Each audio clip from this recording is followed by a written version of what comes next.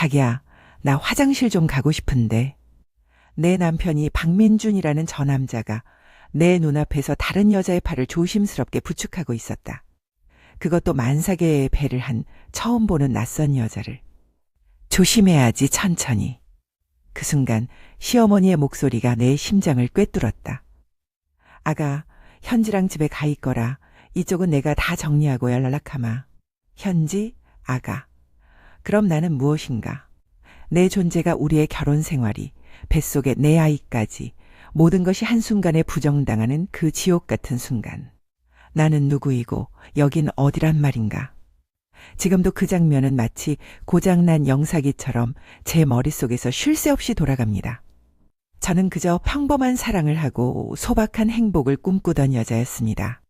순박하고 착해 보이는 한 남자의 미소에 제 모든 것을 걸었던 어리석었던 여자였죠.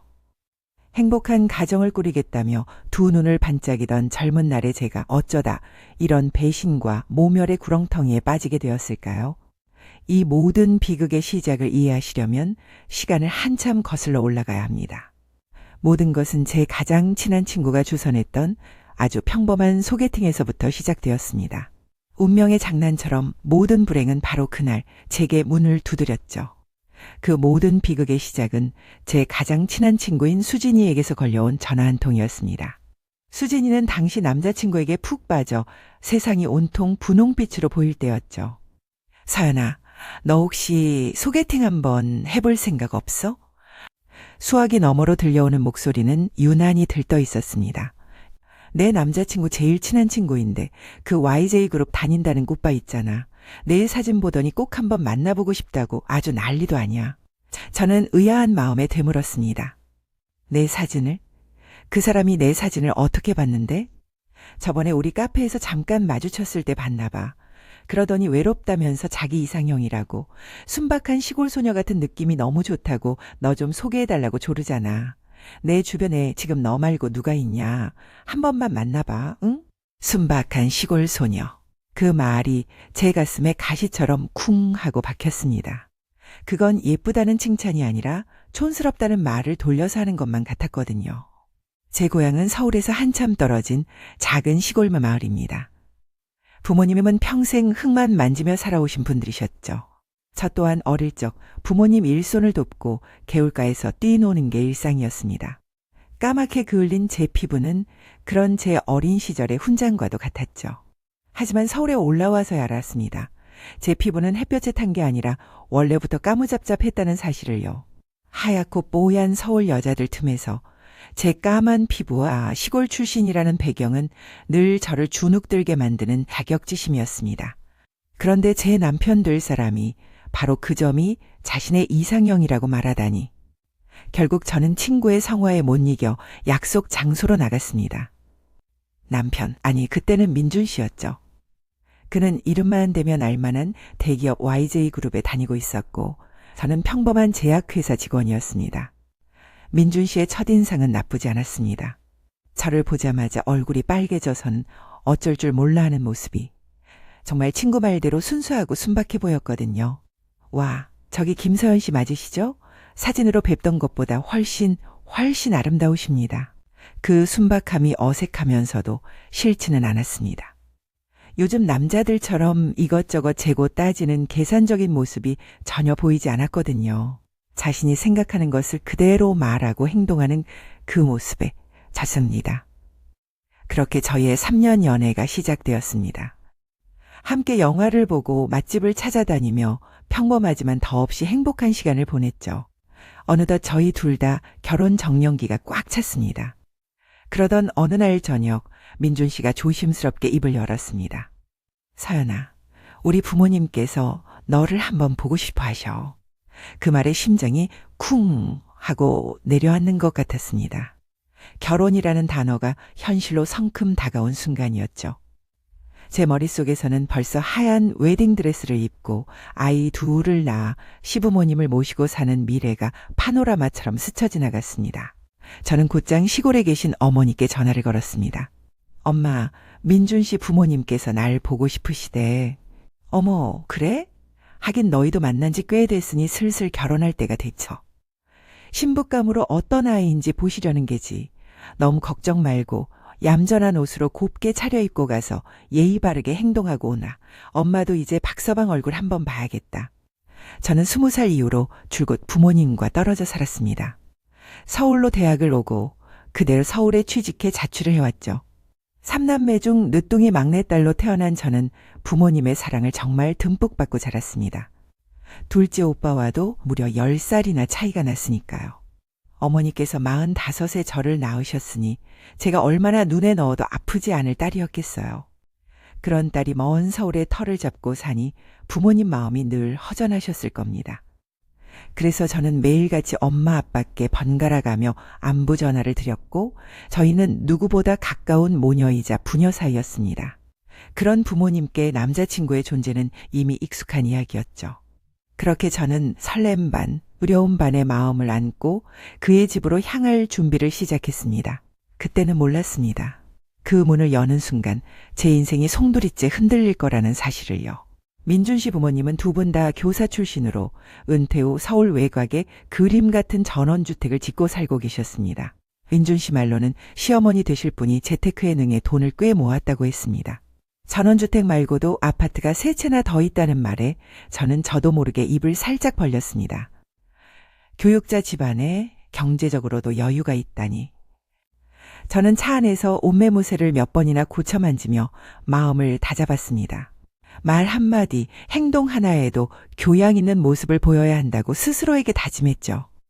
드디어 그의 집 앞에 섰을 때 저는 심호흡을 한번 크게 하고 초인종을 눌렀습니다. 안녕하세요. 처음 뵙겠습니다. 김서연이라고 합니다. 활짝 웃으며 고개를 숙이는 제게 시어머니는 인자한 미소를 띠고 계셨습니다. 하지만 그 미소는 어딘가 모르게 차가웠습니다. 그래요, 반가워요.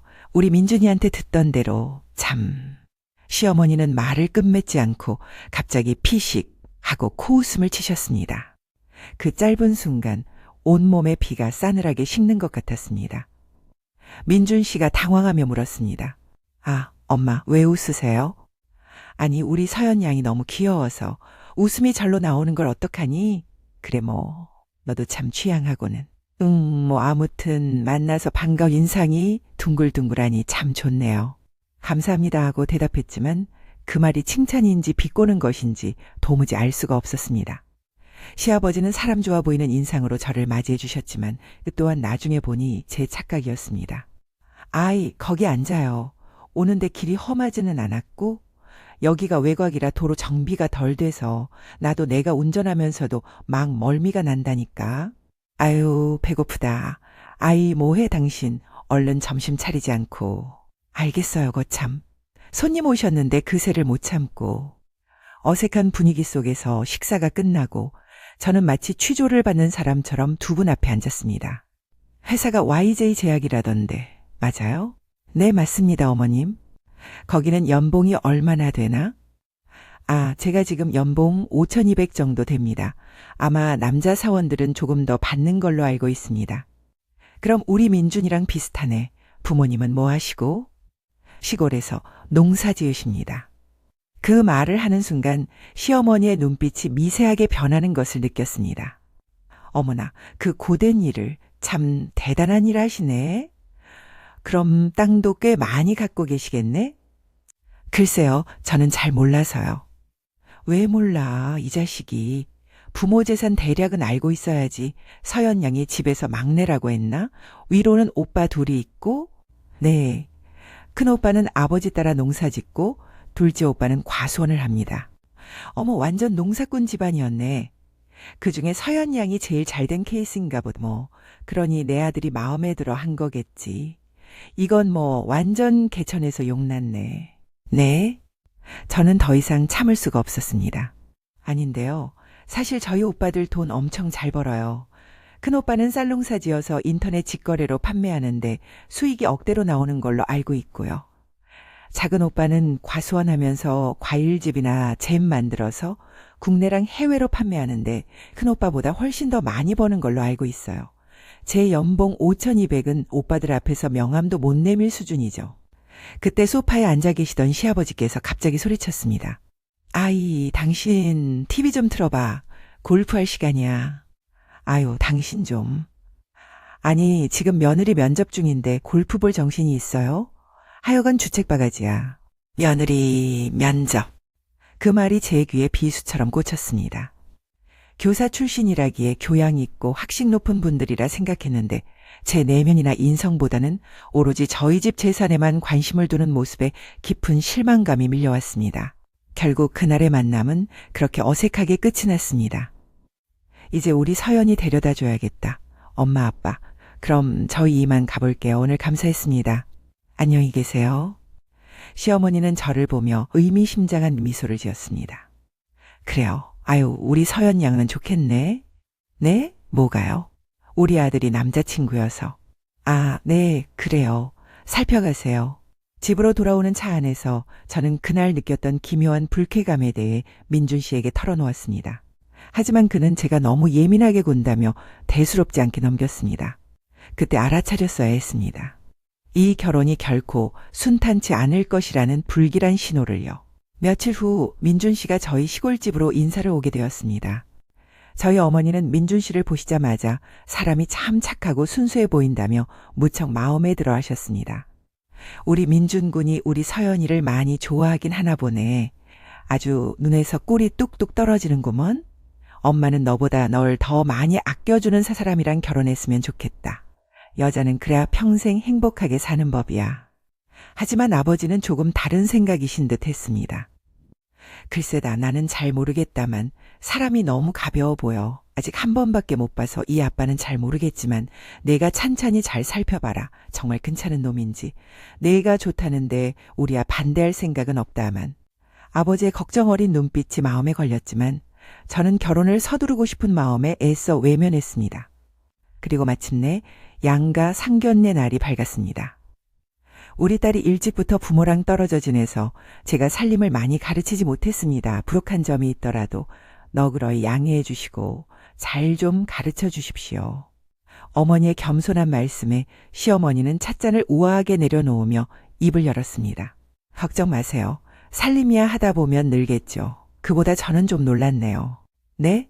무엇을 말씀이십니까? 서연이가 늦둥이 막내딸이란 말은 듣긴 했는데 처음에 두 분 들어오시는 거 보고 서연이 할머니, 할아버지도 오늘 나오시는 줄 알았네요. 두 분이 금슬이 좋긴 좋으신가 봐요. 50이 넘은 나이에 서연이를 낳으신 거 보면요. 그 순간 저희 엄마와 아빠의 얼굴이 딱딱하게 굳어지는 것을 보았습니다. 분위기가 싸늘해지려는 찰나 시아버지 호탕한 웃음소리가 정적을 깼습니다. 하하하, 그거 참 아닌 게 아니라 저도 깜짝 놀랐다니까요. 사돈 어른 정력이 보통이 아니신가 봅니다. 아, 유기농만 드셔서 그런가? 저도 그 비법 좀 알려주십시오. 뭐 아무튼 늦은 나이에 늦둥이 키우시느라 고생 많으셨겠습니다. 칭찬이에요, 칭찬. 엄마는 끝내 웃음기를 거두셨습니다. 시어머니는 아무렇지도 않다는 듯 본론으로 들어갔습니다. 그나저나 애들 집은 어떻게 하실 건지요? 애들 집은 지들이 알아서 해야죠 뭐.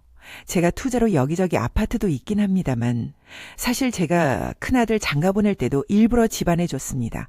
애들 처음 시작부터 다 해주면 부모한테 기대려고만 하고 버릇만 나빠질 것 같아서요. 우리 큰애도 며느리랑 둘이 힘 합쳐서 돈 모으는 모습이 저는 참 보기 좋았답니다. 그럼 애들 신혼집에 전혀 안 보태주실 생각이신 건가요? 네, 제 교육 철학 때문에라도 보태줄 수가 없네요. 자립심을 먼저 길러줘야죠. 아버지가 단호하게 말씀하셨습니다. 그러시군요. 저희는 아이들 자리 잡을 때 작게나마 보태려고 했는데 그럼 저도 사부인 말씀에 따르겠습니다. 시어머니는 콧방귀를 끼며 말했습니다. 뭐 얼마나 보태주시려고요? 사돈댁이 뼈 빠지게 농사지어서 번 돈인데 그거 얼마나 된다고요? 그냥 넣어두세요. 차라리 그 돈은 예단할 때 예단비로 주시면 좋겠네요. 예단비요? 네, 제가 우리 아들 이렇게 귀하게 키워놨으니 그 정도는 받아도 되지 않겠어요? 아유, 그나저나 우리 민준이한테 시집 오는 서연이는 정말 좋겠네요. 제 아들이라서가 아니라 제 아들이 정말 잘생겼잖아요. 제가 다 부럽습니다. 시아버지가 맞장구를 쳤습니다. 아, 그렇긴 하지. 민준이가 날 닮아서 좀 잘생겼어. 세아가, 너는 로또 맞은 거다. 더 이상 듣고만 계실 수 없었던 엄마가 입을 여셨습니다. 저희 딸도 미모는 어디 가서 안 빠지죠. 그렇게 따지면 민준 군도 정말 장가 잘 가는 거네요. 엄마의 말에 시어머니 얼굴에서 웃음기가 싹 사라졌습니다. 아버지는 기싸움을 감지하셨는지 서둘러 자리를 마무리하셨죠. 그냥 선남선녀라고 해둡시다. 그럼 오늘은 이만 여기서 인사드리도록 하지요. 식당을 나오는데 시어머니가 제 옆으로 다가와 속삭였습니다. 너네 엄마 시골 사람 치고는 하얀 편이네. 내가 너네 엄마 얼굴보다 못하다 얘. 하여간 내 아들이 너 좋다는 거 보면 신기하다니까. 그리곤 제 어깨를 툭 치고는 휙 지나가 버렸습니다. 차에 올라타자마자 저는 남편에게 분노를 터뜨렸습니다. 하지만 남편은 태평했습니다. 에이, 우리 엄마가 장모님 예쁘다고 칭찬하신 건데 뭘 그걸 그렇게 꼬아서 들어. 너 원래 이렇게 예민한 애였어? 아무래도 우리 색시가 결혼 앞두고 예민해진 것 같네. 하나하나 다 신경 쓰지 마. 저는 그 순간 깨달았습니다. 이 남자는, 이 가족은 결코 제 편이 되어주지 않을 거라는 것을요. 서러움과 분노가 뒤섞여 눈물이 핑 돌았지만 저는 창밖으로 고개를 돌려 애써 눈물을 삼켰습니다. 결혼 준비는 시작부터 삐걱거렸습니다. 결혼 준비라는 것은 달콤한 꿈인 동시에 혹독한 현실이었습니다. 특히 예단과 예물을 주고받는 문제는 저희 두 집안 사이에 놓인 첫 번째 시험 때와도 같았죠. 어머니는 예단비를 얼마나 보내야 할지 밤낮으로 고민하셨습니다. 거실 소파에 앉아 한숨을 쉬시는 어머니의 어깨가 유난히 작아 보였습니다. 정말이지? 나는 내 결혼할 때 집값에 보태라고 몇 억이라도 쥐어주려 했는데 내 시어머니 될 분이 그놈의 교육 철학 운운하시니 그것도 내 앞으로 나중에 따로 챙겨줘야겠구나. 그나저나 예단비는 대체 얼마나 해야 속 시끄럽지 않을꼬. 옆에서 과일을 깎으시던 아버지가 무심한 척 툭 하고 한마디 던지셨습니다. 뭘 얼마나 해. 형편에 맞게 적당히 하면 되지. 내 귀한 딸 데려가면서 집 한 채도 안 해준다는데 그냥 1,000만 원만 넣어서 보내. 여보, 당신 말에 가시가 돋쳤네요. 왜요? 우리 서연이 보내려니 서운해서 그요? 아니면 그 사돈댁이 마음에 안 들어요? 내가 마음에 안 들면 어쩔 건데 서연이가 좋다는데 그런데 그 사돈댁 말이야. 가만 보면 은근히 우리 농사 짓는다고 무시하는 것 같단 말이지. 에휴, 땅 다 팔고 서울로 이사를 가야 무시를 안 당하련 서울 사람들, 그놈의 서울 부심은? 저는 속상해하시는 아버지의 등을 토닥였습니다. 아빠, 나 아빠 속상하지 않게 보란 듯이 잘 살게. 너무 걱정하지 마세요. 결국 어머니는 시골 산다고 딸이 무시당하는 꼴은 절대 못 본대로 현금 3,000만 원을 준비하셨습니다. 거기에 민준 씨의 명품 시계와 시어머니의 명품 가방까지 요즘 젊은 사람들 하는 건 뭐 하나 빠지지 않게 완벽하게 챙겨주셨죠. 그리고 며칠 후 민준 씨 집안에서 함이 들어오는 날이었습니다. 온 가족이 기대에 부풀어 함을 열었지만 그 안에는 혼서지와 오곡주머니 말고는 아무것도 들어있지 않았습니다. 어머니와 아버지는 당황한 기색이 역력했습니다. 보통은 신부에게 주는 예물과 봉채비가 들어있어야 하는데 정말 돈이 될 만한 것은 단 하나도 없었거든요. 아버지가 조심스럽게 민준 씨에게 물었습니다. 박서방 혹시 함을 2개 준비했나? 아닙니다, 장인어른. 왜요? 무슨 문제라도 있습니까? 저희 어머니께서 2번이나 확인해 주셨습니다. 다 챙겨온 거 맞는데요. 그렇구먼. 그래, 함 들고 오느라 애썼을 텐데 그만 가보게. 그렇게 부자라고 티를 내던 시댁에서 정작 저희 쪽에 보내온 것은 텅 빈 상자나 마찬가지였습니다. 그 흔한 결혼 반지 한 쌍조차 없었죠. 저는 현관을 나서는 민준 씨를 붙잡고 물었습니다. 오빠, 내 이물은 준비 안 한 거야? 오빠가 직접 골라서 해준다고 했잖아. 그게 우리 엄마가 그러는데 예물 해봤자 어차피 결혼하면 잘 안 쓴다고 그러더라고. 차라리 그 돈 아껴뒀다가 집 구할 때 보태는 게 100번 낫다고 하시길래 난 서연이 너도 나랑 같은 생각일 거라 생각했지. 혹시 많이 서운했어? 그럼 당장 내일이라도 종로에 다녀오자. 예물 알아보러. 됐어. 이미 함은 다 들어왔는데 이제 와서 무슨 예물이야. 근데 봉채비는? 봉채비도 집값에 보태는 게 좋다고 해서. 아니, 보태도 내가 받고 나서 보태면 되는 거지. 오빠네 집 정말 어이없는 거 알아? 받을 건 다 받아놓고 이렇게 입싹 닦는 게 어디 있어. 나 완전 사기당한 기분인 거 아니냐고. 야, 김서연, 너 말 함부로 할래? 우리 엄마는 함 준비한다고 신경 쓰신 건데 넌 사람 성의를 뭘로 보고 입을 닦네 사기네 그딴 소리를 하냐. 너 혹시 나랑 결혼하기 싫어서 그래? 신경을 써? 도대체 어디서? 도대체 어느 부분에서 신경 썼다는 걸 눈치채야 하는데. 아, 몰라. 나 들어갈 테니 그만 가봐. 서연아, 왜 그래? 우리 결혼 며칠 남았다고. 아이, 원래 결혼 전에 커플들이 많이 싸운다더니. 내가 다 이해할게. 그러니까 화 풀어. 난 그저 엄마 말 들어서 나쁠 거 없다고 생각했을 뿐이야. 우리 엄마. 재테크 하나는 기가 막히게 잘한다고 했잖아. 그리고 워낙 검소하게 아끼는 습관이 몸에 배셔서 그래. 그래서 일부러 우리 시작할 때 풍족하게 안 해주시는 거야. 내가 어릴 때도 우리 집이 부자인 줄도 모르고 컸다니까. 그 덕에 지금은 남한테 아쉬운 소리 안 하고 사시는. 제발 이번 한 번만 넘어가줘. 내가 결혼해서 너한테 정말 잘할게. 응? 저는 밤새 고민했습니다. 내가 너무 속물 같은 걸까? 그래, 결혼하면 어차피 돈 모아서 집 사야 하는데 아주 틀린 말은 아니지. 시부모님도 깊은 뜻이 있으시겠지. 그렇게 스스로를 납득시켰지만 마음 한구석의 서운함은 쉽게 가시지 않았습니다. 그리고 며칠 후 밤늦게 시어머니에게서 전화가 걸려왔습니다. 서연아, 함은 잘 받았니? 아, 네 어머님, 감사합니다. 내가 신경 써서 준비했다. 너희 부모님 엄청 좋아하시지? 네, 그래. 그럼 결혼식 날 보자꾸나. 그동안 피부 관리 잘하고 미백 크림도 잘 바라라.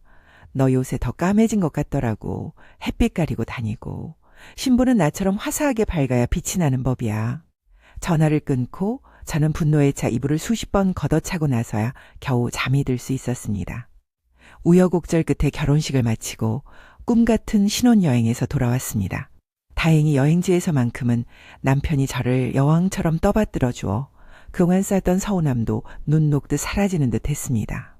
저희는 먼저 저희 친정에 들렀다가 시댁으로 향했습니다. 친정엄마는 사돈 어른 갖다 드리라며 가장 좋은 부위로만 고른 한우 세트를 꼼꼼히 챙겨주셨죠. 어머님, 이건 저희 부모님께서 갖다 드리라고 챙겨주셨어요. 시어머니는 포장도 뜯어보지 않은 채 고기 상자를 식탁 위에 툭 내려놓으며 퉁명스럽게 말했습니다. 이 많은 걸 누가 다 먹으라고. 센스가 없네. 분명 저희 부모님을 향한 말이었습니다. 기가 막혔지만 이제 막 결혼한 새댁이 시어머니께 대들 수도 없는 노릇이라 저는 끓어오르는 화를 꾹 참았습니다. 그날 밤 시어머니는 굳이 자고 가라며 남편이 쓰던 방에 이불을 깔아주셨습니다. 시댁과 저희 신혼집은 고작 10분 거리였기에 자고 가는 것은 불필요한 일이었지만 남편은 그러는 게 좋겠다며 제 등을 떠밀었죠. 다음 날 아침 저는 시어머니 눈에 들기 위해 일찍 일어나 아침상을 차리고 설거지를 시작했습니다. 남편이 주방을 기웃거리며 다가와 물었습니다. 자기야, 내가 뭐 도와줄 거 없어? 그때 시어머니의 날카로운 목소리가 날아와 꽂혔습니다. 남자가 어딜 주방에 들어와 어서 나가서 아빠랑 동물농장이나 봐라. 시어머니는 남편을 거실로 쫓아내고는 제 옆에 서서 팔짱을 끼고 말씀하셨습니다.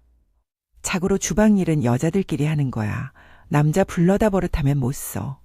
저는 그 말에 동의할 수 없었지만 그저 웃으며 앞에 쌓인 설거지에만 집중했습니다. 그런데 바로 그 순간 제 앞으로 무언가 찰퍽하고 튀어올랐습니다. 시어머니가 설거지통에 숟가락을 집어던졌고 그 바람에 더러운 물이 제 얼굴과 옷에 고스란히 튄 것이었습니다. 제가 뭐라 말할 틈도 없이 시어머니는 아무 일 없었다는 듯 화장실로 쏙 들어가 버렸습니다. 교사 출신이라는 분의 교양이라고는 눈을 씻고 찾아봐도 찾을 수가 없었습니다.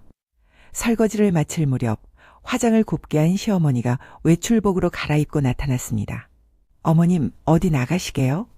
시어머니는 제 말은 들은 척도 않고 거실 소파에 앉아있는 남편을 불렀습니다. 아들, 백화점 가자. 엄마 가방 하나 사줘. 너무나 뜬금없는 말에 저는 제 귀를 의심했습니다. 아이, 갑자기 무슨 가방이에요? 우리 아들 장가 가서 이제 엄마랑 놀아주지도 않을 텐데 가기 전에 엄마 가방 하나는 사줘야지. 엄마가 그동안 너 먹여주고 키워줬는데 안 그래? 아, 그건 네, 엄마 말이 맞긴 하네요. 그때 시아버지가 거실 저편에서 소리쳤습니다. 나는 골프화 사줘라. 신발 바꿀 때 됐어. 아니, 다들 왜 나한테 사달라고 하세요? 저한테 돈 맡겨두셨어요? 뭐해? 옷 입어. 나가게. 결국 남편은 양팔이 붙잡힌 채 강제로 백화점으로 끌려가게 되었습니다. 저는 불이 나게 앞치마를 벗어던지고 그 뒤를 쫓았습니다. 어머님, 같이 가요. 시어머니는 제 말을 못 들은 척 걸음을 재촉했습니다. 시어머니와 시아버지가 차에 올라타는 순간 닫히는 문틈으로 이런 목소리가 들렸습니다. 아들, 뭐해? 빨리 출발해. 저는 보란 듯이 차문을 열고 조수석에 올라탔습니다. 뭐예요? 설마 저 놓고 가시려고 했던 건 아니죠? 그때부터 저는 결심했습니다. 눈에는 눈, 이에는 이. 더 이상 당하고만 있지는 않겠다고. 무슨 소리야. 우리 마누라도 당연히 데려가야지. 근데 자기 진짜 달리기 빠르다. 시골 출신이라 그런가? 역시 들판에서 뛰던 가닥이 있나 봐. 역시 멋져. 남편의 철없는 말 뒤로 시어머니가 혀를 끌끌 차는 소리가 선명하게 들렸습니다. 백화점에 도착하자마자 시어머니는 제 남편의 팔짱을 꽉 낀 채 이 매장, 저 매장을 끌고 다녔습니다. 절대로 제게 남편의 곁을 내주지 않겠다는 강한 의지가 느껴졌죠. 저는 잠시 고민하다 시아버지의 팔짱을 꽉 끼며 말했습니다. 아버님, 신발 매장은 이쪽이에요. 저랑 같이 보러 가요. 시아버지는 딸 없는 집에 살가운 며느리가 어색한 듯 불편한 기색을 보이셨지만 골프와 매장에 들어서자 금세 얼굴이 환해지셨습니다. 야, 이건 멋있다. 어떠냐? 나 잘 어울리냐? 네, 아버님. 완전 프로골프 선수 같으세요. 저는 시아버지의 비위를 한껏 맞춰드린 후 가방 매장으로 그를 이끌었습니다. 시어머니와 남편과 헤어진 탓에 아버님은 결국 직접 자신의 골프화를 계산하셔야만 했죠. 아버님, 저 이거 한번 매봐도 될까요? 그래, 우리 새아가가 키가 커서 그런가 모델 같네. 그쵸, 아버님? 저 이걸로 고를게요. 저는 그곳에서 가장 싹싹해 보이는 점원을 붙잡고 큰 소리로 말했습니다. 저희 아버님이신데 너무 멋지시죠? 며느리한테 이렇게 비싼 가방 턱턱 사주시는 시아버지 아마 세상에 없을걸요, 우리 아버님. 외모도 멋지신데 성격은 완전 미남이세요. 점원의 부러움 섞인 칭찬에 어깨가 으쓱해진 아버님은 결국 제 가방을 일시불로 계산하셨습니다. 저는 그 자리에서 택을 모두 떼고 바로 가방을 어깨에 맨 채 매장을 나왔습니다. 그리고 입구에서 쇼핑백을 든 시어머니와 남편을 마주쳤습니다. 너 그게 뭐냐? 이거요? 가방이에요. 누가 가방인 줄 몰라서 그러니? 네가 산 거야? 아, 이거 내가 사줬어. 내가 며느리한테 이 정도도 못 해준 안 그래? 우리 며느리? 네, 맞아요, 아버님. 아버님이 최고세요. 시어머니는 못마땅하다는 듯 한숨을 푹푹 쉬었고 저희는 그렇게 이상한 쇼핑을 마치고 집으로 돌아왔습니다. 차 안에서 저는 일부러 더 큰 소리로 시어머니 들으라는 듯 말했습니다. 어머님, 함에 예물이 없어서 좀 속상했는데 이렇게 챙겨주실 줄은 몰랐어요. 너무 감사해요. 앞으로 어머님이랑 아버님께 더 잘할게요. 그 말에 시어머니가 시아버지의 허벅지를 꼬집었는지 아버지가 악소리를 내는 것이 들렸지만 저는 그저 창밖을 보며 모른 척했습니다. 그날 이후 저는 이 시댁과의 전쟁이 이제 막 시작되었음을 직감했습니다. 한동안 시댁과는 별다른 마찰 없이 조용한 날들이 이어졌습니다. 남편은 결혼 후 정말 최선을 다했습니다. 집안일도 저보다 더 많이 하고 퇴근 후에는 지친 제 발을 주물러주며 자상한 남편의 모습을 보여주었죠.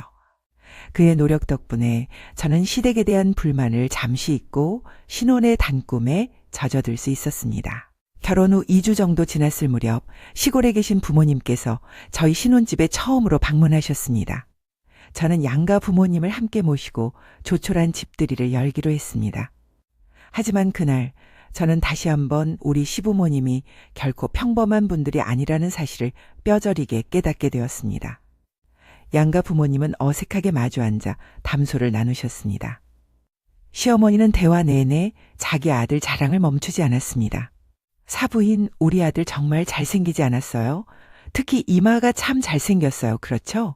네, 잘생겼죠. 얘가 지 아빠 닮아서 아주 훤칠해요. 그쵸? 저희 엄마는 나중에는 대답하기 힘드셨는지 그저 어색한 미소만 지으셨습니다. 듣다 못한 남편이 엄마 그만 좀 하세요. 사람 민망하게 하고 핀잔을 주고 나서야 시어머니의 아들 자랑은 겨우 멈췄습니다.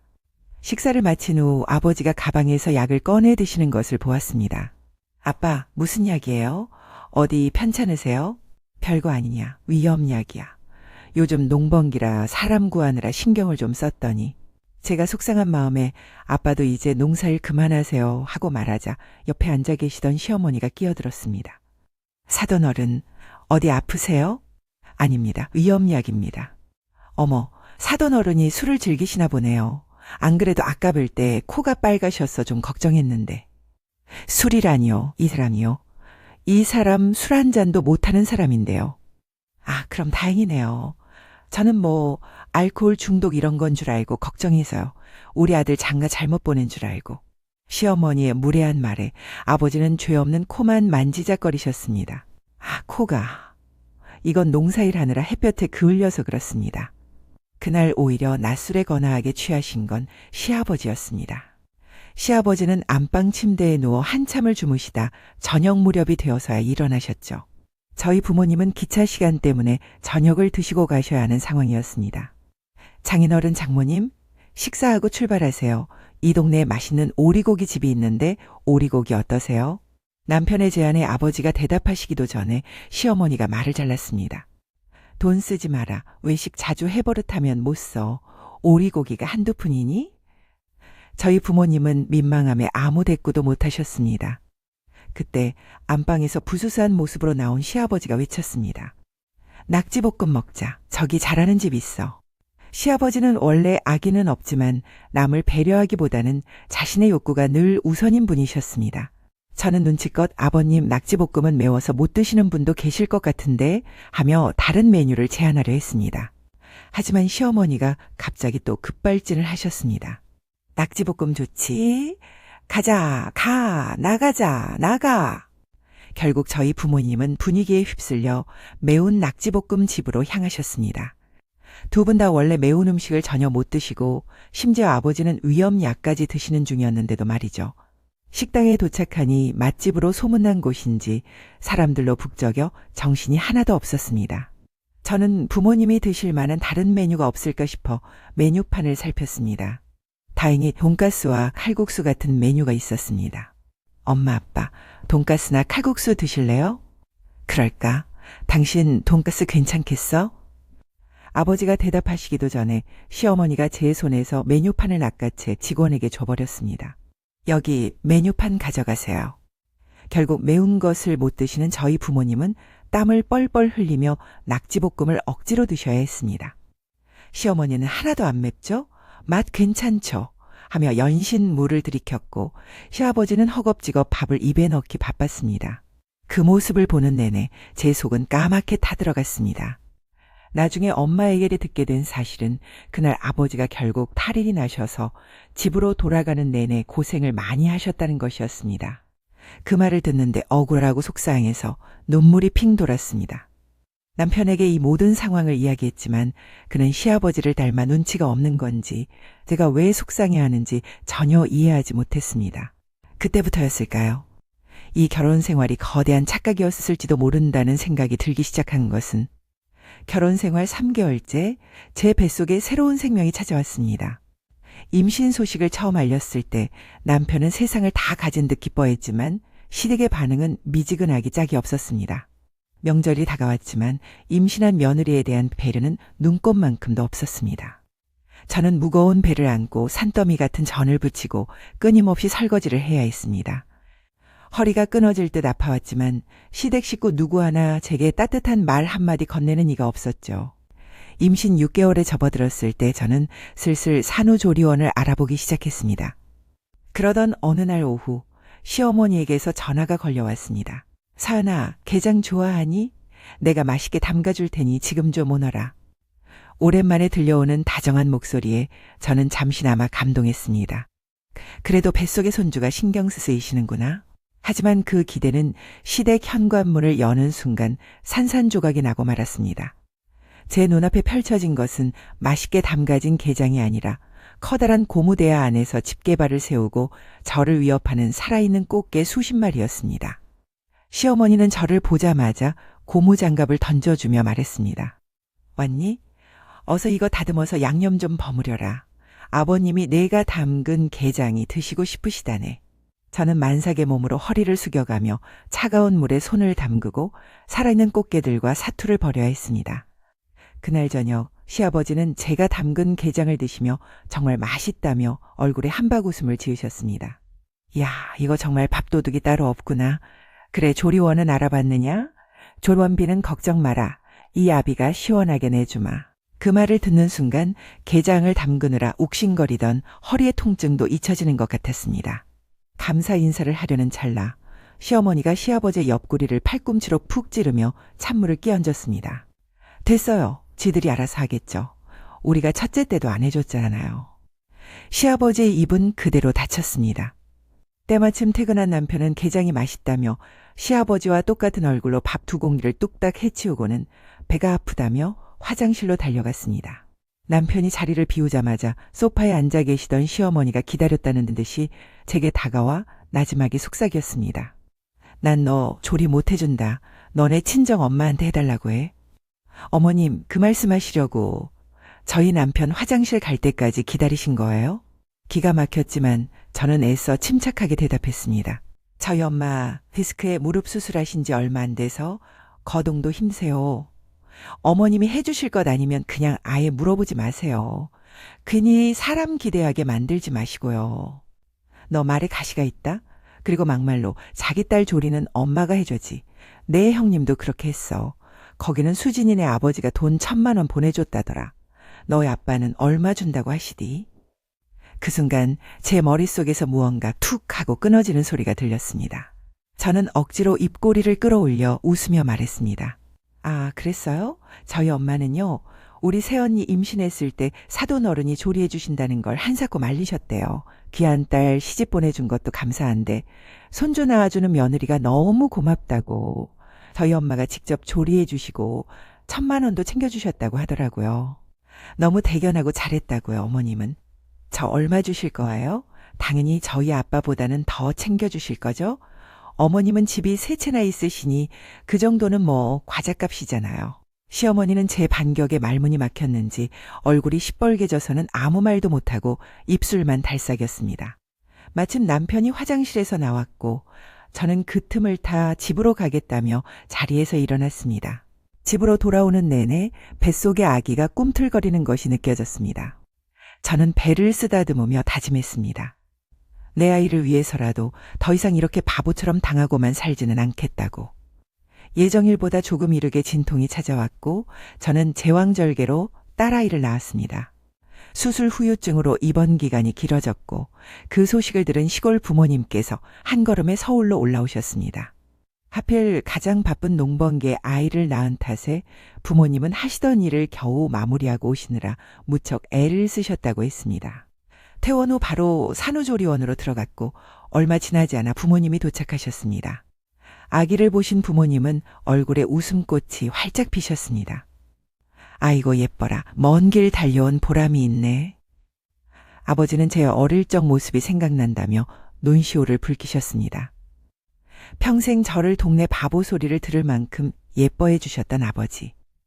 이제는 얼굴에 검버섯이 피고 주름이 깊게 팬 아버지의 모습을 보니 가슴이 아려왔습니다. 한창 바쁠 때 오시느라 모자에 눌린 뒷머리도 채 정돈하지 못하고 오신 아버지의 모습에 저는 괜히 눈물이 났습니다. 그렇게 부모님과 행복한 시간을 보내고 있을 때 시부모님이 들어오셨습니다. 아버지는 소파에서 일어나 시부모님께 자리를 내어드렸지만 두는 고맙다는 인사 한마디 없이 당연하다는 듯 소파에 앉으셨습니다. 갈 곳이 없어진 저희 부모님은 결국 바닥에 주저앉으셨습니다. 시어머니는 다리까지 꼬고 앉았는데 그 발끝이 정확히 저희 부모님의 얼굴을 향해 있었습니다. 아기를 요리조리 살펴보던 시어머니가 입을 열었습니다. 얘는 하루하루 지날수록 너를 닮아가네. 아들 낳으면 축하금 두둑이 주려고 했는데 딸이라서 안 되겠다. 그 말에 조리원 방 안의 공기가 순간 얼어붙었습니다. 시아버지는 아무 생각 없이 핸드폰으로 골프 중계나 보고 계셨죠. 당신은 그것 좀 꺼요. 시어머니의 타박에 시아버지가 잠시 핸드폰을 내려놓았습니다. 아이고, 우리는 집에 잠깐 다녀와야겠다. 올 때 우리 아들 먹일 도시락 좀 싸와야지. 너는 조리원에서 밥 주잖니. 시어머니가 자리를 비우자 엄마가 제 손을 잡으며 속삭였습니다. 너희 시어머니 친구 없지? 응? 어떻게 알았어? 그러게 생겼다. 원래 저런 성격인 것 같으니 너 너무 기분 상하지 말고 신경 쓰지 마. 너는 내 아기랑 내 몸만 생각해. 알겠지? 아버지는 먼 길 오시느라 피곤하셨는지 바닥에 머리를 대자마자 깊은 잠에 빠져드셨습니다. 1시간쯤 지났을까 시부모님이 남편의 도시락을 들고 돌아오셨습니다. 저녁 시간이 되어 퇴근한 형님네 식구들까지 조리원으로 들이닥쳤습니다. 시어머니는 형님에게 밥은 먹고 왔냐고 물었고 형님이 아직 안 먹었다고 하자 저희 엄마를 힐끗 쳐다보며 남편에게 말했습니다. 우린 우리끼리 먹을 테니까 넌 너네 식구들이랑 밥 먹어라. 그렇게 시댁 식구들은 모두 밖으로 나가버렸습니다. 민망해진 부모님은 저희에게 조리원 안에서 밥을 먹으라며 두 분이서 식사하고 오겠다고 나가셨습니다. 그런데 30분도 채 되지 않아 금방 돌아오셨습니다.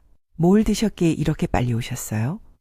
의호 밑에 국수집이 있더라고. 거기서 간단히 한 그릇 먹고 왔다. 겨우 4,000원짜리 잔치국수. 저를 조금이라도 더 오래 보기 위해 일부러 가장 빨리 먹을 수 있는 음식을 드시고 오신 부모님을 보니 속이 상해 견딜 수가 없었습니다. 부모님은 시부모님이 돌아오시면 인사하고 가시겠다며 기다리셨지만 시댁 식구들은 돌아올 기미를 보이지 않았습니다. 남편에게 전화해보라고 시키니 어이없는 대답이 돌아왔습니다. 노래방이라는데? 형네랑 같이 노래방 갔대. 아빠가 노래 한 곡 하고 싶으시다고 해서. 지금 그걸 말이라고 해? 우리 부모님이 먼 지방에서 와 계시면 인사하고 헤어질 생각을 해야지. 놀방이 웬 말이냐고. 아, 그런가 뭐. 우리 아빠 워낙 기분파잖아. 자기가 이해 좀 해줘. 결국 부모님은 시부모님 얼굴도 보지 못한 채 제게 용돈 봉투를 쥐어주고는 서둘러 떠나셔야 했습니다. 아빠가 옆에 없어서 사주고 싶은 거 바로 사주지 못하니까 돈으로 주는 다 아기 예쁘게 잘 키워라. 눈물을 꾹 참고 부모님을 1층까지 배웅하러 나갔는데 건너편 상가 건물 커피숍에 시댁 식구들이 앉아있는 것을 보게 되었습니다. 저희 부모님이 떠나는 모습을 뻔히 보면서도 그들은 자리에서 일어날 생각조차 하지 않고 자기들끼리 웃고 떠들고 있었습니다. 그 모습을 본 아버지의 얼굴이 씁쓸하게 굳어졌고 엄마는 그냥 아는 척하지 말고 가자며 아버지의 등을 떠밀었습니다. 그리고 잠시 후 시어머니는 아무 일도 없었다는 듯 조리원으로 올라와 퉁퉁 부은 제 눈을 보고는 피식 웃고는 나가버렸습니다. 그 순간 저는 시댁에 대한 마지막 정마저 완전히 끊어버렸습니다. 조리원에서 나와 집으로 돌아오자마자 친정엄마가 서울로 올라오셨습니다. 아버지가 산후조리하는 딸이 걱정된다며 일주일만이라도 가서 돌봐주라고 등을 떠미셨다고 했습니다. 엄마는 원래 허리가 좋지 않아 진통제를 달고 사셨지만 아픈 몸을 이끌고 기꺼이 딸을 위해 먼 길을 와주셨습니다. 하루는 시어머니가 아기를 보러 저희 집에 오셨습니다. 엄마가 소파에서 일어나려다 허리가 많이 아프셨는지 아이고 하는 신음소리를 내셨습니다. 옆에 있던 남편이 놀라 엄마를 부축하려 하자 때마침 화장실에서 나오던 시어머니가 갑자기 어이구 어지러워라 하며 남편을 불렀습니다. 아들, 나 좀 부축해다오. 평생 빈혈 한번 알아본 적 없는 건강 체질인 시어머니였습니다. 하지만 남편은 그 말에 속아 저희 엄마의 팔을 놓고는 시어머니에게로 달려갔습니다. 엄마와 저는 서로 눈빛을 교환하며 어이없다는 표정을 지어 보였죠. 그런데 진짜 문제는 다음 날 터졌습니다. 엄마가 허리 통증이 너무 심해 자리에서 일어나지 못하셨고 결국 구급차를 불러 병원 응급실로 가야 했습니다. 진단 결과는 허리 디스크 파열. 의사는 당장 수술하지 않으면 하반신 마비가 올 수도 있다고 경고했습니다. 결국 엄마는 저희 집에 머무르시며 허리 수술을 받게 되셨습니다. 우리 딸 도와주러 왔다가 이게 무슨 꼴이람. 엄마가 너 힘들게 해서 정말 미안하다. 무슨 소리야 엄마. 엄마 몸이 더 중요하지. 남편은 장모님이 집에 계셔도 별 신경을 쓰지 않았습니다. 좋게 말하면 눈치 안 보고 편하게 해드리는 것이었고 나쁘게 말하면 정말 무신경하기 짝이 없었죠. 출퇴근할 때 무난 인사 한번 제대로 하는 법이 없었습니다. 시부모님 역시 엄마가 수술했다는 사실을 알면서도 전화 한 통, 안부 문자 하나 없었습니다. 오직 한 번, 너네 엄마 아직도 집에 안 갔니? 하는 연락이 왔을 뿐이었죠. 시간은 흘러 아이가 2돌이 지났을 무렵 남편이 이상한 소리를 하기 시작했습니다. 저번에 보니까 형수랑 엄마랑 팔짱 끼고 가더라. 얼마나 보기 좀. 좋아, 당신도 좀 엄마한테 살갑게 굴어봐. 저희 형님은 시어머니의 그 까다로운 성격을 전부 받아주는 분이셨습니다. 하지만 처음부터 그랬던 것은 아니었습니다. 아주버님이 결혼 초 자기 아내를 못 살게 굴면 연을 끊겠다고 단호하게 나섰고 그 후부터 시어머니가 형님을 함부로 대하지 못하게 된 것이었죠. 게다가 형님네 친정이 어려워지면서 시댁의 경제적 지원을 받게 되자 형님은 더욱 납작 엎드릴 수밖에 없었다고 했습니다. 남편은 그런 형님과 시어머니의 쇼윈도 고부 관계가 마냥 부러웠나 봅니다. 우리도 내년에 엄마 아빠 모시고 해외여행 한번 갈까? 형네는 제주도 갔으니까 우리는 동남아 어때? 나 애 키우느라 힘들어 죽겠는데 여행은 무슨. 가려면 당신 혼자가. 넌 어쩜 그렇게 효심이 없냐? 당신 부모님 효도에 왜 나를 끼워 넣어? 며느리가 됐으면 전화도 좀 드리고 안부도 묻고 해야지. 너 솔직히 우리 부모님한테 한 달에 몇 번이나 전화해? 그러는 당신은 우리 부모님한테 결혼하고 전화 한 통이라도 한 적 있어? 저희의 감정의 골은 그렇게 서서히 하지만 분명하게 깊어져만 갔습니다. 그러던 어느 날 시어머니께서 쓸개 제거 수술을 받게 되셨습니다. 저는 2살 배기 아이를 들쳐업고 병간호를 했습니다. 퇴원하는 날 시어머니는 저를 붙잡고 휴대폰 문자 메시지 하나를 보여주셨습니다. 아주버님이 보낸 문자였습니다. 엄마, 보험 처리돼서 나온 의료비랑 지난번 명절에 못 드린 용돈 합해서 100만 원 통장으로 보내드렸어요. 몸에 좋은 영양제라도 사서 드세요. 그 문자를 제게 보여주는 의도가 너무나 뻔했지만 저는 모른 척 웃으며 대답했습니다. 어머, 어머님 정말 좋으시겠어요. 아주버님이 진짜 잘하시네요. 아주버님이 이렇게 잘 챙기시니까 저는 이제 신경 안 써도 되겠어요. 아주버님 최고. 그동안의 병간호에 대한 고맙다는 말은커녕 돈을 요구하는 시어머니의 모습에 마지막 남았던 동정심마저 사라져버렸습니다. 그날 밤 저는 남편과 크게 다투었습니다. 그리고 얼마 지나지 않아 저는 둘째를 임신하게 되었습니다. 둘째 역시 딸이라는 소식에 시댁의 실망감은 노골적으로 드러났습니다. 어느덧 추석 명절이 다가왔고 저는 남편에게 무엇을 사가야 할지 물었습니다. 이번 명절엔 뭐 사갈까? 고기? 과일? 남편은 TV에서 눈을 떼지 않은 채 건서로 대답했습니다. 아, 내가 말 안 했나? 엄마가 너 임신해서 힘드니까 이번 명절엔 집에서 푹 쉬라고 하셨어. 선물은 내가 알아서 챙길 테니까 너는 그냥 집에 있어. 정말? 그래도 돼? 오지 말라는 게 넌 그렇게도 좋으냐? 하여간 그럼 연지는 자기가 데리고 가. 응? 뭐? 야, 애는 엄마가 봐야지. 안 돼. 나 그날 약속 있어. 무슨 약속?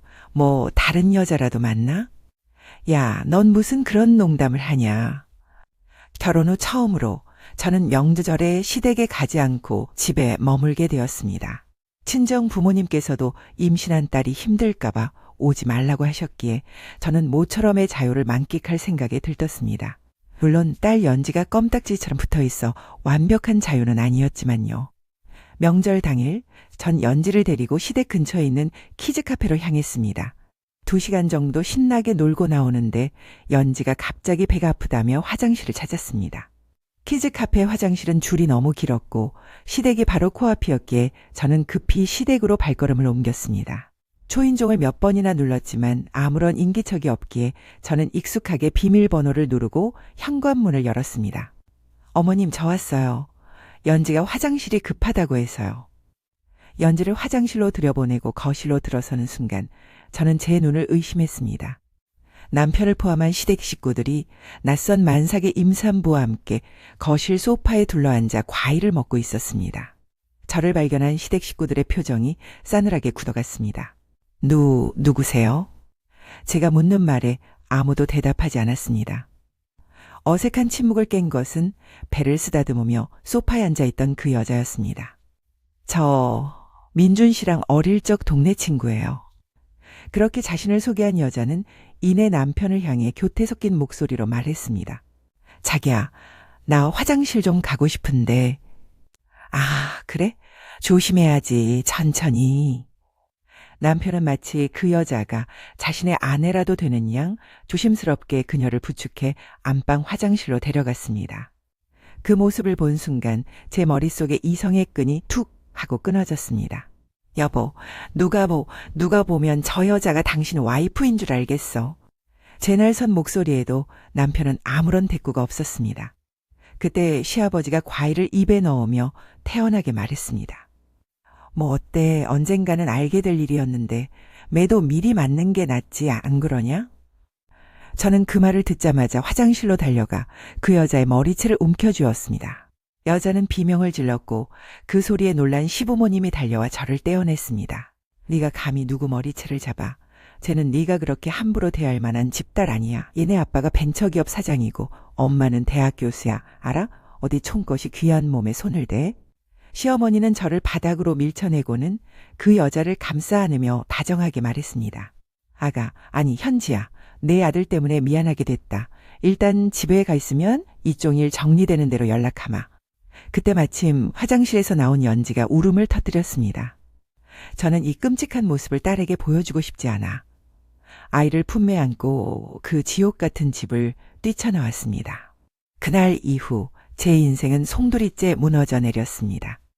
더욱 황당한 사실은 우리가 살던 신혼집마저 이미 그 여자의 명의로 바뀌어 있었다는 것이었습니다. 알고 보니 그 여자는 이혼녀였고 제 남편과 술김에 실수로 아이를 가졌다고 했습니다. 그리고 그 뱃속의 아이는 아들이었죠.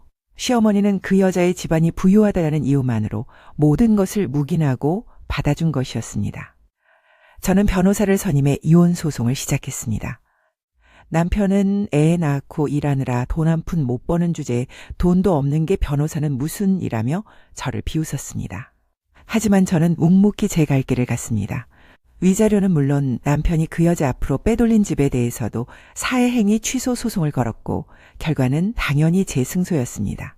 재산분할 청구 소송으로 일부 재산도 되찾아왔습니다. 전 시어머니는 손녀딸은 꼴도 보기 싫다며 저더러 데려가라 했고 남편 역시 그 말에 동의했습니다. 그 여자 뱃속에 아들이 있으니 제 딸은 더 이상 필요 없다는 것이었죠. 저는 그렇게 두 딸의 손을 잡고 정들었던 집을 떠나 시골의 부모님 댁으로 향했습니다. 사연아, 이혼한 김에 그동안 못했던 거, 하고 싶었던 거 전부 다 하고 살아라. 이 아빠가 너 하고 싶은 거 다 하게 해줄게. 아버지의 따뜻한 위로에 눈물이 쏟아졌지만 저는 더 이상 아버지에게 기댈 수만은 없었습니다. 저는 제가 가진 돈을 탈탈 털어 온라인으로 농산물을 판매하는 스마트 스토어 사업을 시작했습니다. 아버지는 제 사업에 보태겠다며 평생 일궈온 땅까지 팔려고 내놓으셨지만 저는 한사코 아버지를 말렸습니다. 그래도 아버지는 기어코 땅을 부동산에 내놓으셨죠. 이혼한 딸이 행여나 기죽어 살까 뭐라도 해주고 싶은 아버지의 마음이었습니다. 저는 오로지 일에만 몰두했습니다. 2년이라는 시간이 눈 깜짝할 사이에 흘렀고 다행히 사업은 안정적으로 자리를 잡았습니다. 이미 같은 분야에서 자리를 잡고 있던 오빠들의 도움이 컸습니다. 그러던 어느 날 부모님께서 부동산에 가실 일이 있다며 제게 운전을 부탁하셨습니다. 아버지가 저를 위해 내놓으셨던 땅 일부를 사겠다는 사람이 나타났다는 것이었죠. 부동산 사장님을 만나 도착한 곳은 경기도 외곽에 있는 아버지 소유의 넓은 땅이었습니다. 아이고 사장님 나오셨습니까? 저분이 제가 말씀드린 땅 주인이십니다. 이 지역 땅 대부분이 저 사장님 소유시죠. 대지주 중에서도 엄청난 대지주십니다. 오늘 보실 땅 350평은 저분이 가진 땅에 비하면 손톱만큼도 안 될 겁니다. 사모님도 사장님만큼이나 땅 부자시고요. 부동산 사장님의 요란한 소개가 끝나기도 전에 땅을 사겠다며 나타난 사람들의 얼굴을 보고 저희 가족은 모두 그 자리에 얼어붙고 말았습니다. 전 시부모님이었습니다. 아니, 내가 여긴 왜? 게다가 너네 부모까지. 시어머니는 상황 파악이 되지 않는 듯 고개를 갸웃거리며 부동산 사장에게 물었습니다. 아니, 여기 땅 주인이 어디 있다는 거예요? 지금 바로 옆에 계시지 않습니까? 이 지역 땅의 대지주님이십니다. 그제야 상황을 파악한 시어머니는 입을 떡 벌린 채 아무 말도 하지 못했습니다. 아버지가 부동산 사장에게 물었습니다. 혹시 우리 땅 산다면서 1,000만 원 깎아달라고 했다던 사람들이 이 사람들입니까? 네, 사장님, 아무래도 이 알짜 땅을 1,000만 원이나 깎는 건 좀 그렇긴 하죠. 시어머니는 그제야 굳었던 입을 열었습니다. 아니, 그럼 여기 땅 주인이 우리 사돈댁이었단 말이에요? 어머, 어머! 나는 그런 줄도 모르고. 세상에 이렇게 알짜 땅을 수만 평이나 갖고 계시면서 어쩜 그렇게 겸손하셨어요? 제가 본의 아니게 실수를 한 것 같네요. 아버지가 나지막하지만 단호한 목소리로 말했습니다. 무슨 실수요? 우리 같은 시골 촌것들은 돈 없고 가난하다고 업신여긴 실수요? 아니면 그것 때문에 내 딸을 이혼하게 만든 실수요? 다 필요 없고 지금 당장 내 땅에서 나가시오. 당신 같은 사람들이 내 땅을 밟고 있는 것만으로도 속이 상하니까 당장 나가란 말이오. 아버지는 시부모님의 팔을 잡아 끌어 땅 밖으로 밀어냈습니다. 사돈, 우리 뭔가 오해가 있는 것 같은데 다른 날에 다시 얘기를 좀 하는 게? 시어머니의 애처로운 목소리가 들렸지만 아버지는 뒤도 돌아보지 않으셨습니다. 그 일이 있고 얼마 지나지 않아 전 남편에게서 2년 만에 전화가 걸려왔습니다. 그는 제게 잘 지내냐며 안부를 물었고 아이들 사진을 보내달라고 했습니다. 당신 2년 만에 전화해서 왜 갑자기 애들 얘기를 그렇게 물어와? 혹시 그 여자랑 헤어졌어? 어떻게 알았어? 그 여자 집이 망하기라도 했어? 아니면 그 애가 당신 애가 아니야? 당신 점집 차려도 되겠다. 어떻게 말하는 족족 다 맞추지? 알고 보니 그 여자의 집은 오래전에 망한 상태였고 심지어 뱃속의 아이는 다른 남자의 아이였다고 했습니다. 자기 사업 잘 되는 것 같더라. 근데 나 솔직히 좀 억울해. 자기네 부모님이 그렇게 알부자셨으면 왜 진작 돈 많다고 자랑 한 번을 안 했어? 자기가 부잣집 딸인 줄 알았으면 내가 이렇게 한눈 팔 일도 없었잖아. 우리 부모님이 결혼 전에 그러시더라. 있어도 없는 척해야 잘 산다고. 세상에 남의 재산에 눈독 들이는 기생충 같은 인간들이 있다나 뭐라. 근데 부모님 말씀이 딱 맞았네. 남편은 제게 다시 잘해보자며 헛소리를 늘어놓았지만 저는 그 말을 끝으로 전화를 끊었습니다. 지금 저는 연로하신 부모님과 두 딸과 함께 행복하게 살고 있습니다. 가끔 그 지옥 같았던 시간을 떠올리면 여전히 가슴이 아프지만 이제는 제 곁을 든든히 지켜주는 가족이 있기에 더 이상 두렵지 않습니다.